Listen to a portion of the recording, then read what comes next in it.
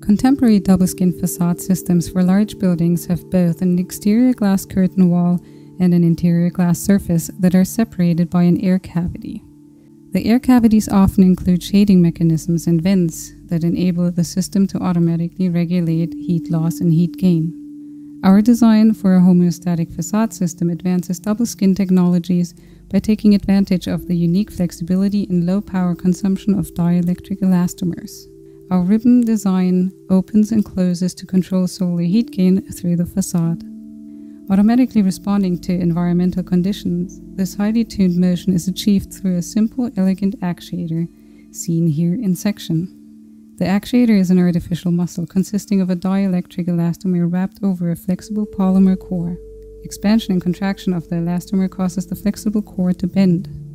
A roller at the top of the polymer core ensures smooth motion as the elastomer moves.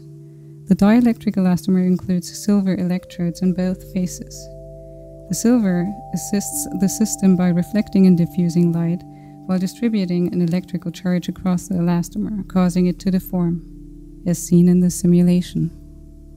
Inspired by homeostasis in biological systems, our facade regulates a building's climate by automatically responding to environmental conditions.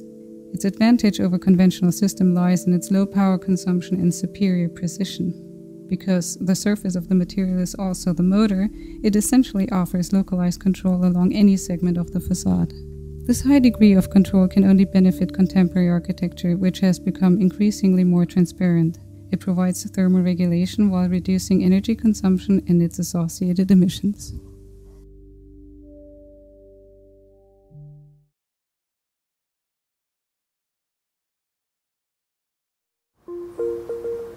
I think growing up, I thought of architecture as being extremely static. Buildings did not conform to the human body nor to human nature. So my question when I finally got to architecture school and out to this very day is, why can't architecture accommodate the human? Maybe it's a lot better if we make it respond, so that looking at a building and considering it more like a skin.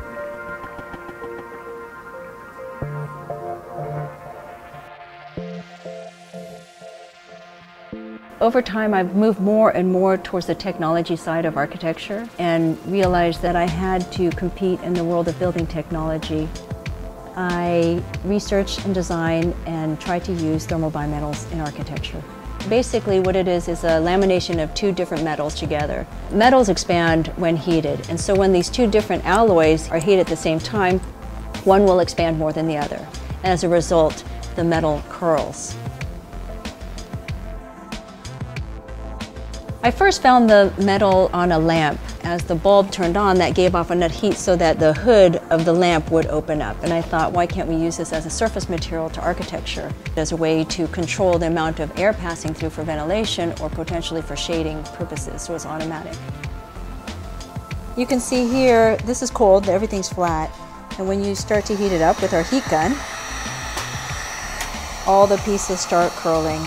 The material starts to pivot at about 70 degrees, and it'll continue curling until something more like 400 degrees.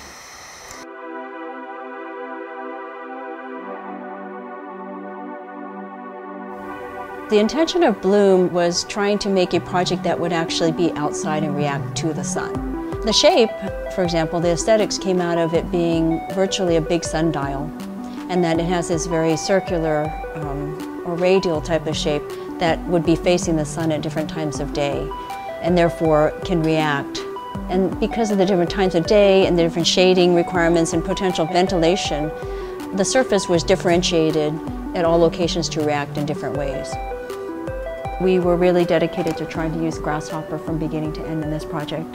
So not only was it useful in making the form, but it was very useful all the way down to determining the files and the fabrication files of the tiles. There's about 9,000 tiles of bimetal on there, and every single one is different. There's another 3,000 frame pieces, and no two are shaped alike. But we were able to fabricate them in a way that we did not have to design and build every single one by hand from scratch. The pattern making and the variation in all the pieces was built into the software. You can see in this model right now, it's connected with other solar analysis tool files and overlaid together. And you can see the red areas on the surface are the parts that have the most exposure to the sun. If we did not have these software tools, there's no way we could have produced something like Bloom. One of the areas that we're working is trying to produce some window systems. So if you can imagine on a south-facing or a west-facing glass wall system, these bimetal walls can be either inserted within the glass system, within what we call a double skin facade, or even on the outside as a brise-soleil. They can start to shade automatically and with zero energy the sun and the sun penetration to the building, which is a big deal because we have a lot of heat gain, especially in Los Angeles where I am, to the sun from the outside. And it would lower costs for air conditioning and in effect and indirectly also reduce the amount of heat island effect.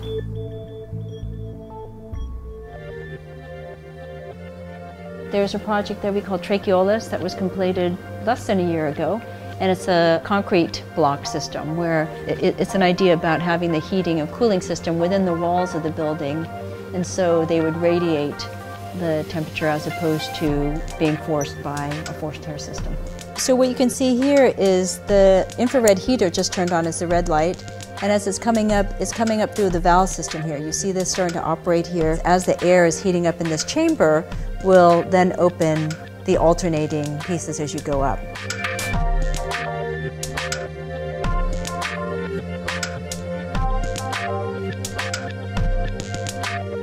There's definitely a message that I'm trying to say, and it goes back to that idea of how architecture can be responsive. You do want to look at architecture as something very stable. You don't want the ground to move, and you don't want, you know what I mean, the walls to move in and out, but maybe our fundamental understanding could be wrong, right? Maybe we need to be thinking about how everything should be changing and moving, and that the aesthetics of it cannot be determined by what we think something should look like. So a house, because it looks like a Monopoly game piece shape, is maybe not the best shape or house or material to be built out of. We need to think of new ways.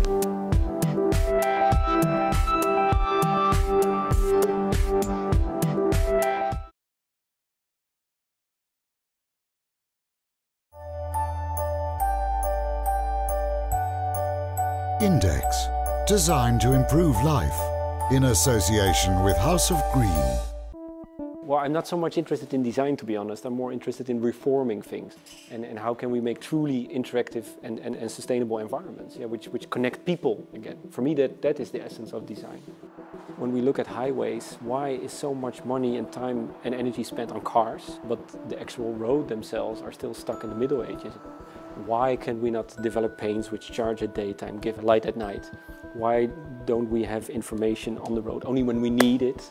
So making paints which pop up when it's cold. When it's normal you don't see anything, but when the road gets slippery, these snow flocks start popping up and disappear again when the sun comes. Why are these street lights always on? Why can we not connect it to a small, simple sensor that the lights are only on where you drive? So you get this beautiful sort of ghost of light, which actually can go 100 kilometers exactly in front of you, so you know how fast you can drive just by following the light.